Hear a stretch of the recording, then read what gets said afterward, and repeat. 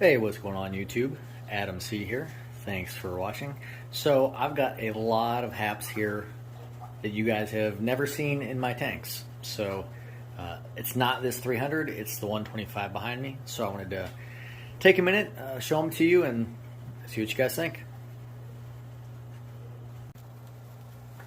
So here is the 125, one of my 125s. You haven't seen this one in a long time, like probably 6 to 8 months.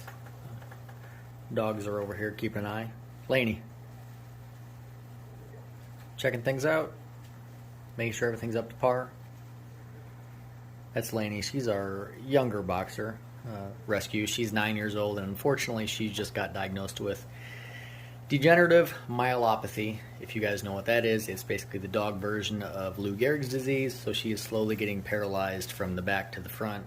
Very sad, but when we got her, she was in really bad shape as a puppy, so she's had a great life, but nevertheless, makes for a very sad time. You guys know that have dogs, when they get older, that's the worst.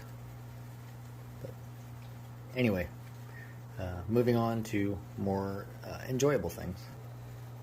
Sorry for the downer, but when she's up and walking and around, I like to show her if I can. So this is a 125. You've seen fish in here before, but you've seen none of these fish before. I've got several groups of fish, and actually the goal of these fish is these fish are going to take over the 300. So all the fish you're used to seeing in the 300, you know, the Buccochromis heterotania, the wild group, maybe even the Placodon, possibly the Rostratus, the Madoka whitelips, they might not all stay here. These might be the new inhabitants of the 300 in maybe 6 to 12 months. So the fish in here, let's check them out. A lot of you guys probably recognize several of these species. These are mainly groups in here, mostly unsexed groups. So the largest fish in here is a group of F1 Lichtenchromis acuticeps, the Malawi gar. A few are wild, and in a future video I'm going to be bringing up a topic of wild fish, but you'll see some of them are still pretty thin. For example, here is one of the males. Right there, that is a wild male. You can see he's got a sunken belly. I'm not going to bring up who I got that fish from, but got it sort of at an unacceptable level. It shouldn't have been shipped when it was shipped. I finally got it back to somewhat health, but it needs a lot of growing and filling out to get even close to being healthy. Again, not going to say who it's from, but I'm not super happy with that specific fish. You can see some of the other acuticeps in here looking pretty good. Got some females, got a few males. I expect this to be my dominant male.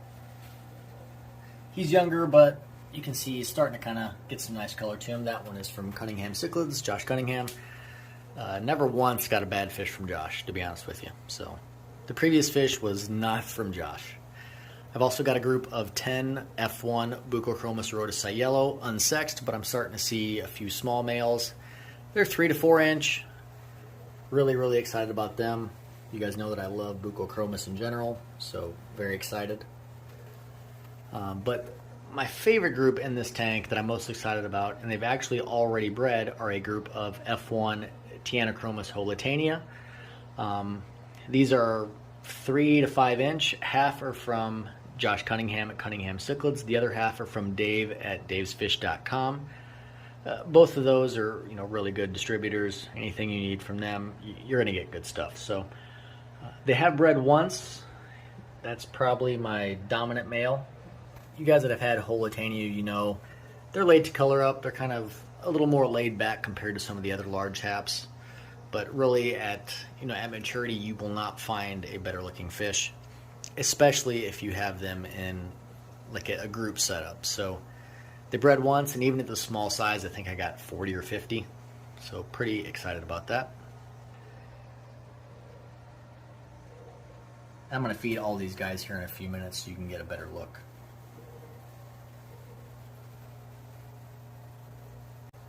And then I've just got a few randoms in here too that are really cool that I'm keeping not for breeding, just because I really like them.